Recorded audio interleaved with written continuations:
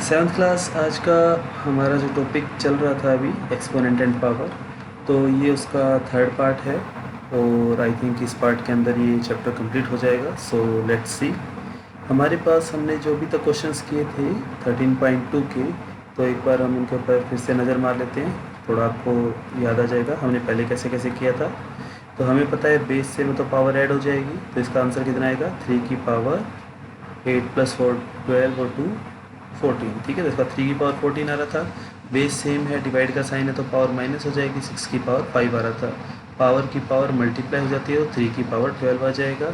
8 की power t divide में 8 की पावर 2, तो 8 की पावर t-2। ठीक है, तो आपको इसमें अपना रीजनिंग वाला ज्ञान बिल्कुल नहीं लगाना है कि आप कभी सोचो कि हाँ MNOP QRST टी में से 2 माइनस करेंगे तो आर आ जाएगा, ऐसा बिल्कुल नहीं करना।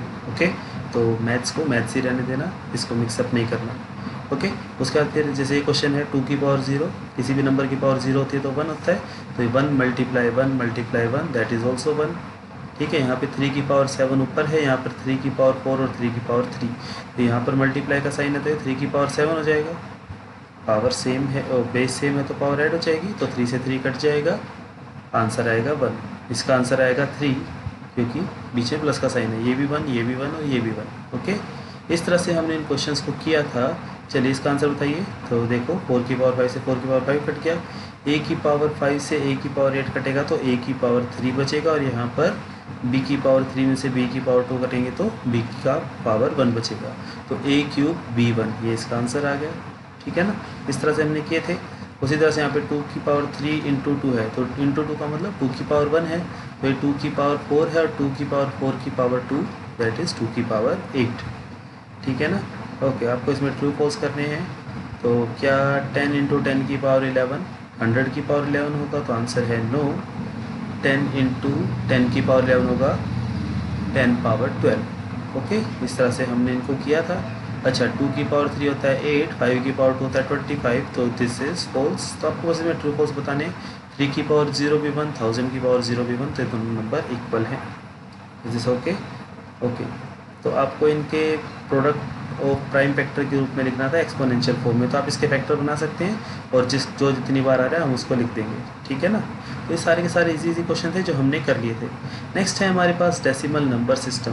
तो ये सब हम पहले से जानते हैं। 4 7 5 6 1 को हम एक्सपेंड कैसे करेंगे। दिस इज़ वंस, टेंस, 100, 1000, 10,000, तो दिस इज़ 40,000 एंड 7,000, 500, 60 एंड 1। ठीक है, इस तरह से हम इसको एक्सपेंड करते हैं। एक्सपेंड करना आपको आता है, पहले से आता है। अब हम देखो इसमें नई चीज़ क्या सीखेंगे कि 4 × 10,000 किया था ना, तो 10,000 को मैं लिखूँगा 10 की पावर 4। ठीक है, और 1000 को लिखूँगा 10 की पावर 3, 100 को लिखूँगा 10 की पावर 2, 10 को तो 10 की पावर 1, और 1 को 10 की पावर 0। तो हम इस तरह से इसको एक्सपोनेंशियल फॉर्म में एक्सप्रेस करना होता है। ठीक है, जैसे अपने ऐसी एग्जांपल है, तो इसके बाद देखो 1, 10, 100, 1000, 10,000 लाख, तो दिस इज़ 1 लाख। तो 1 लाख के साथ 1 × 10 की पावर 5 और 0 के साथ 10 की पावर 4। तो आप इसको ध्यान से देखोगे तो देखो जीरोस डिक्रीजिंग ऑर्डर में। ठीक है ना, 5 4 3 2 1 0। स्टार्टिंग कहाँ से हो रही है, तो अगर बैक से बात करें तो हम 0 से, और मैक्सिमम कहाँ तक जा रहा है 5 तक। तो 0 से लेके 5 तक कितना हो गया, 6 अक्षर हो गए, इसके अंदर भी 6 डिजिट ही है। तो अपने को ये याद रखना है कि जैसे मान लो कि एक 7 डिजिट नंबर आ जाए, तो सबसे पहला क्या होगा 10 की पावर 6, फिर 10 की पावर 5, 10 पावर 4, 10 पावर 3, फिर 2, फिर 1, इस तरह से हो जाएगा। ठीक है। अच्छा, लार्ज नंबर को हम कैसे एक्सप्लेन करते हैं, तो अपने को उसमें 0 काउंट करनी है, 1 2 3 6, फिर 9 12 15 18 20, तो दिस इज़ 3 × 10 पावर 20। ओके, इस तरह से हम इनको एक्सप्लेन करते हैं, हम इसको एक्सप्रेस करते हैं एक्सपोनेंशियल फॉर्म में। ठीक है, तो इसका बताओ फटाफट से एक बार, इसका कितना आएगा, सोच के बताना। यस, 1 × 10 की power 11, you are right. Okay, इसका कितना आएगा, 3 3 6 3 9 3 12 15 18 21। तो इसको हम लिख सकते हैं कि 5 9 7 6 × 10 की पावर 21। लेकिन इसमें हमें एक चीज़ ध्यान रखनी है कि हम जब लिखते हैं ना तो पॉइंट से पहले एक ही डिजिट हो, ठीक है ना। तो यहाँ से हम काउंट करना शुरू करते हैं, पहले अक्षर को छोड़ दो उसके बाद काउंट करो। तो दिस इज़ 3, 6, 9, 12, 15, 18, 21, 24। तो इसका आंसर आएगा 5.976 मल्टीप्लाई 10 की पावर 24।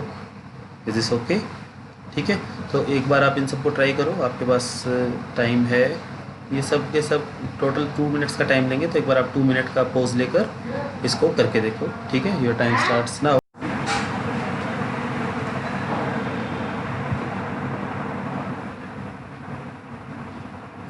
आप इस क्वेश्चन को ट्राई कीजिए, हम आगे बढ़ते हैं, ठीक है। आगे हमारे पास है कि हम इन नंबर्स को स्टैंडर्ड फॉर्म और एक्सपोनेंशियल फॉर्म दोनों में लिख सकते हैं, ठीक है। स्टैंडर्ड फॉर्म इसकी जो नॉर्मल फॉर्म है उसी को बोलते हैं, और एक्सपोनेंशियल फॉर्म जो हम पावर में लिखते हैं, ठीक है ना। तो हमें जैसे इसमें क्या कहा था, फर्स्ट डिजिट को छोड़ दो और उसके बाद के सारे डिजिट्स काउंट कर लेते हैं। तो 1 2 3, तो इसकी पावर आ गई 3 और यहाँ पर पॉइंट लग जाएगा, ठीक है। ओके, तो ये हमने गैलेक्सी वाला किया था 3 × 10 पावर 20। ओके, तो इसको भी हम कर सकते हैं, कितना आएगा 3 3 6 3 9 और 1 10, तो 10 जीरोज़ हैं, ठीक है। और ये वाला हमने जो किया था मास ऑफ अर्थ अभी पीछे किया था ना, तो पहला डिजिट छोड़ दिया और उसके बाद आगे की जीरोज़ काउंट कर लिए और इसका आंसर हमारे पास ये आ गया। इज इस ओके? चलिए, इसका आंसर अपने पास क्या होगा, तो 8 के बाद पॉइंट आ जाएगा और उसके बाद 1 2 3 4 5 6 7 8 9 10 13 16 19 22 25। तो देखो वही आंसर है 8.68 × 10 की पावर 25। इज इस ओके? ठीक है, तो इस तरह से हम इन क्वेश्चंस को करते हैं। चलिए जी, तो आपको इन सब को, इनकी जो स्टैंडर्ड फॉर्म है, जो नंबर वाली फॉर्म, आपको उसके अंदर इनको लिखना है। स्टैंडर्ड फॉर्म में यहाँ पर एक्सपोनेंशियल फॉर्म आएगा, इन्होंने स्टैंडर्ड फॉर्म में तो दे ही रखे हैं। ओके, तो फर्स्ट वाले में पॉइंट के बाद 3 डिजिट है तो पावर 3 आ जाएगी, ठीक है। यहाँ पर पॉइंट फर्स्ट डिजिट के बाद 4 डिजिट है। यहाँ पे देखो, पॉइंट के बाद वालों को कंसीडर नहीं करना, पॉइंट से पहले वालों को ही कंसीडर करते हैं। फर्स्ट डिजिट छोड़ो, देखो कि कहाँ तक आएगा, तो इसके अंदर पावर 4 आ जाएगी। इसके अंदर कितना आएगा, 3 के बाद पावर 6 आ जाएगी, और इसमें ये 7 के बाद हम 7 के बाद हम पॉइंट लगाएंगे, वो 1 2 3 4 5 6 7 8 9 10 पावर 10 आ जाएगी, ठीक है। इस तरह से हो जाएगा। अब अगर बाकी सारे के सारे जीरो हैं तो हम छोड़ देते हैं, कोई दिक्कत नहीं है, लेकिन अगर ज़ीरो ना हो तो हमें सारे डिजिट लिखने होंगे, ठीक है। जैसे यहाँ पे देखो, 3 के बाद 4 3 और उसके बाद 0 0 थे, तो हमने बाद वाले जीरोज़ को छोड़ दिया, लेकिन हम बीच वाले जीरोज़ को नहीं छोड़ सकते। Is okay? ठीक है, आगे बढ़ते हैं। चलिए, एक्सरसाइज है हमारे पास, आपको इसको एक्सपेंड करके लिखना है। यू नो एक्सपेंड कैसे करना है, ठीक है। जैसे इसमें सेकंड क्वेश्चन में किया हुआ है ना एक्सपेंड, इस तरह से आपको इसको लिखना है और इसके अंदर आपको ओरिजिनल नंबर लिखना है, ठीक है। तो पावर्स का ध्यान रखना है, पहले 4 3 2 1 0, तो ये नंबर हो जाएगा 86045, और ये वाला हो जाएगा, देखो यहाँ पे पावर 5 है फिर 3 है, तो मतलब 10 की पावर 4 कहाँ गया, तो इसका उसके साथ 0 था, तो 40532 इस तरह से हो जाएगा, ठीक है। आप इन क्वेश्चन को करके देखिए, ठीक है। This will be your homework. तो आपको इनको वैसे ही स्टैंडर्ड जो पावर वाली फॉर्म थी उसके अंदर आपको लिखना है, ओके। नोट कर लो एक बार, क्वेश्चन नंबर 1 2 3 स्क्रीनशॉट ले लीजिए, ओके। क्वेश्चन नंबर 4, ठीक है, ओके। हाँ, तो बस चैप्टर इतना ही था हमारा। तो ये हमने इस चैप्टर में अभी तक डिस्कस किया है। एक बार ये आप नोट्स के रूप में आप इनको ज़रूर लिखें, ये सारे के सारे नोट्स आपको पता होने चाहिए, ठीक है। इसका स्क्रीनशॉट ले लो एक बार, फिर आप इसको बाद में नोट कर लेना।